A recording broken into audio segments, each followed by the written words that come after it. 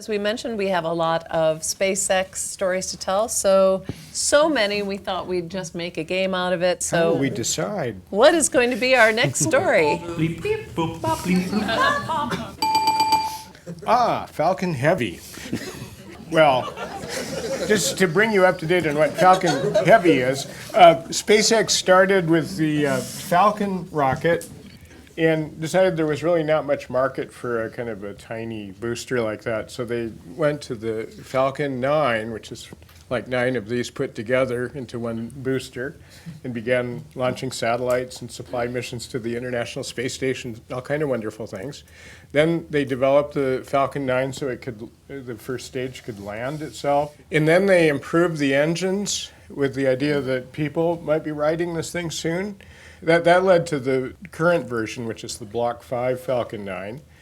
And then if you put 3 of these together and do a little bit more fancy engineering, you end up with the Falcon Heavy, which is currently our largest booster. I mean, the heaviest lift booster that exists right now. Yeah. And they add together. Yeah. There was one flight in 2018 carrying a Tesla, but in April, SpaceX launched Arabsat, which is a bus-sized communication satellite for Saudi Arabia. And all of the components landed. The 2 side boosters landed. The center core landed on a barge, but unfortunately, because of rough seas, it fell over and was damaged. But it did successfully land. So this system is becoming, a system of fully reusable components, which will. Our typical frustration during landing is usually we lose contact because of the vibration and all. And in case you're wondering, Of Course I Still Love You is the name of the barge. Right, that's the Atlantic one, and Just Read the Instructions is the Pacific version of that. So anyway, there will be another Falcon Heavy launch towards the end of June, so stay tuned. These are beginning to be more regularly used now. What next will we do? Yes, that's all of us. Dragon. Oh, Dragon. Well, okay. So now, since, I think almost 9-10 years now, SpaceX has been supplying the International Space Station with cargo versions of Dragon. But in 2015, they started developing a crew version so that NASA doesn't have to buy launches just from Russia. Instead, NASA could buy it from SpaceX, and also Boeing is working on one too.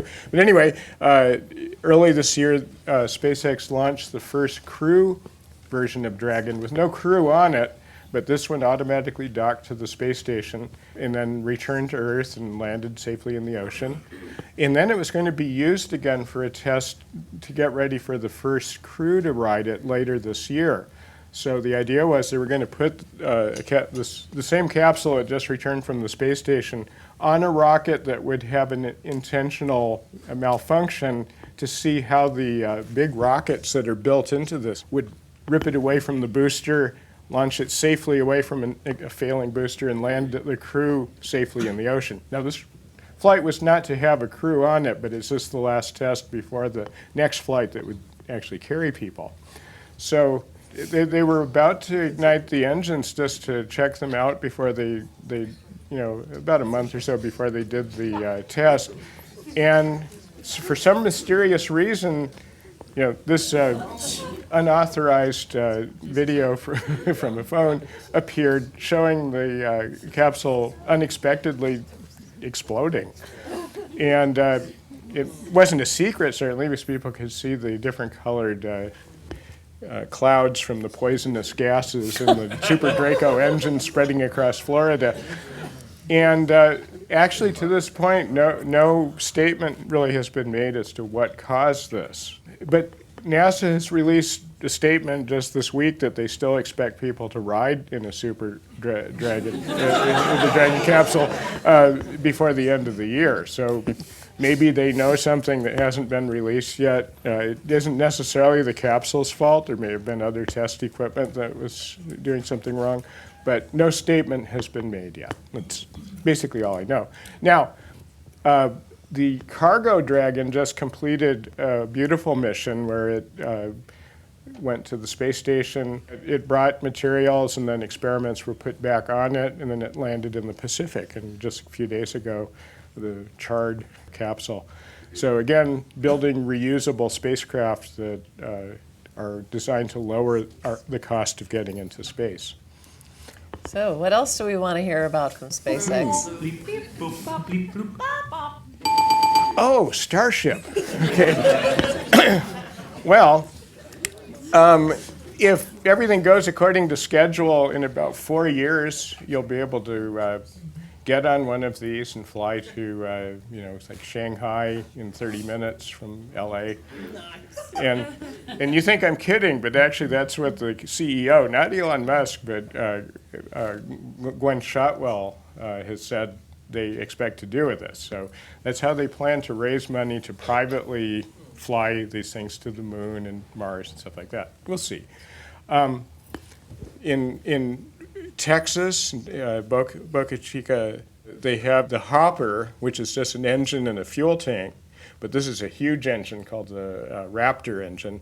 Recently, actually a couple months ago, they had the first engine firings of the Hopper.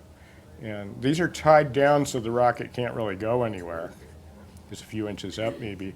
But it made a spectacular boom and flame. And it went according to plan. It worked perfectly, and they fired it twice actually. Within a few days, there will be another flight, but not tethered, and this one should actually take off and hover and come back down. This will lead to the Starship, and that there's already a customer who's paid some unknown amount of money to take him and his friends, and even Elon Musk, if he wants to go on a trip around the moon just for fun, sometime soon.